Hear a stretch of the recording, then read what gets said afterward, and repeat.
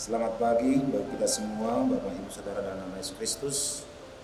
Kita akan mendengarkan firman Tuhan menjadi santapan rohani untuk kita pagi hari ini. Sebelumnya mari kita berdoa.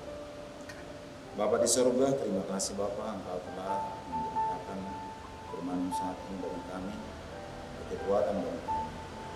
Lindungi kami Tuhan, kota kami menerimanya supaya kami mampu untuk mengikuti Engkau selamanya. Dalam nama Yesus kami berdoa. Amin. Selamat pagi Bapak Ibu Saudara dalam nama Yesus Kristus. Firman Tuhan menjadi santapan rohani bagi kita pagi hari ini, tertulis dalam Markus 14 ayat 62. Demikian bunyinya. Jawab Yesus, "Akulah Dia, dan kamu akan melihat Anak Manusia duduk di sebelah kanan yang Maha Kuasa dan datang di tengah-tengah awan-awan di langit." Demikian firman Tuhan. Saudara dalam nama Yesus Kristus, nats ini menekankan bagaimana kita lebih mengenal Yesus supaya kita benar-benar lebih mendalam untuk mengikuti perintah. Kita tahu bahwa Yesus pada waktu itu menerima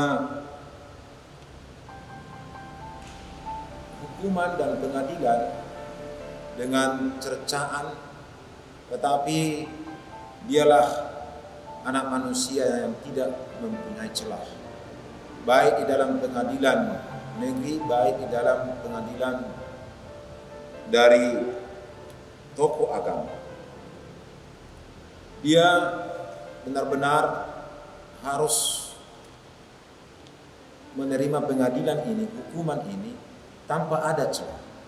Tetapi Yesus tidak menjawab apapun untuk dia dapat memberikan yang terbaik, dan dia tidak dapat yang dicari manusia dari dia kesalahan-kesalahan apapun.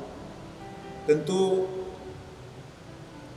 pada waktu itu diputuskan dari hanya penyerahan oleh pengadilan dari petinggi negara melemparkan kepada hukuman itu kepada massa.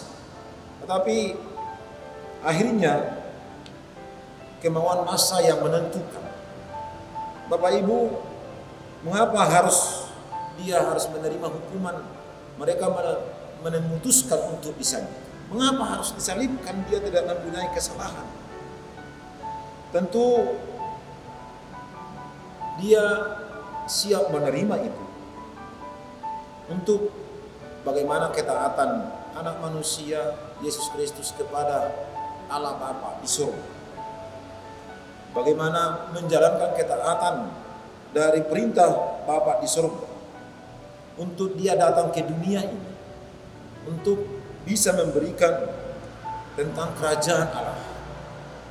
Tentu yang dialaminya sebagai raja dari segalanya, dan harus ini diberitakan dan diproklamasikan bahwa dialah raja dari segala raja, King of King. Dengan perkataan dia harus benar-benar berbuat itu dan tindakan itu,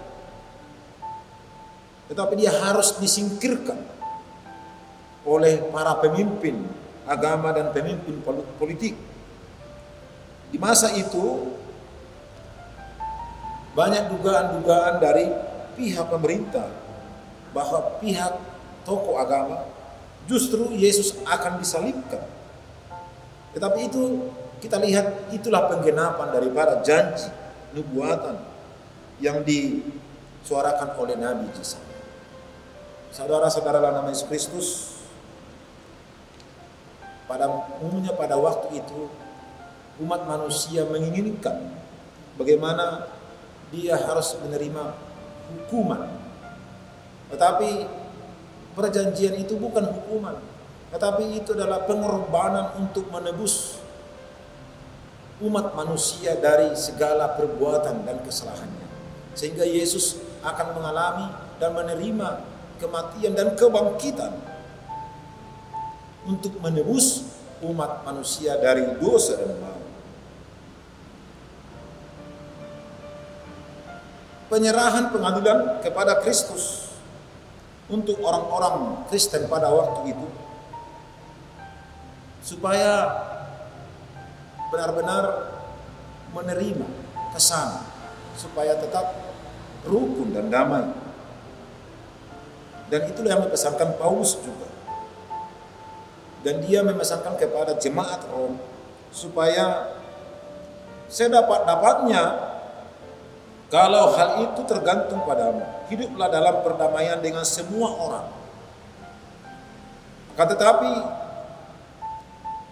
jika orang Kristen pada waktu itu setia menjadi saksi Kristus di dunia ini, sangat besar kemungkinan bahwa kita akan menghadapi salah satu kebutuhan dan pengadilan untuk hidup yang kemudian. Mengapa harus diadili? Karena itu peraturan dan institusi tentang orang yang berdosa.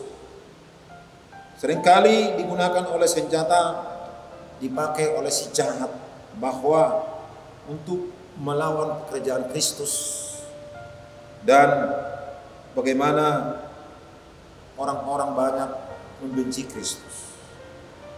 Untungnya melalui nats ini, Injil Markus mengatakan, sehingga kita dapat belajar dari sana bagaimana Kristus sendiri menghadapi pengadilan itu, bahwa dia menghadapi pengadilan itu tidak adil. Di dalam ruang pengadilan, Yesus tidak menjawab apa-apa, walaupun banyak tuduhan kepada dia, bahkan tuduhan-tuduhan palsu. Dan Nabi Yesayas mengatakan, genaplah persis seperti yang dikatakan Yesayas. Dia dianiaya, tapi dia membiarkan diri ditindas, dan tidak membuka mulutnya seperti induk domba yang keluh di depan orang-orang menggunting bulu-bulunya. Dia tidak membuka mulut.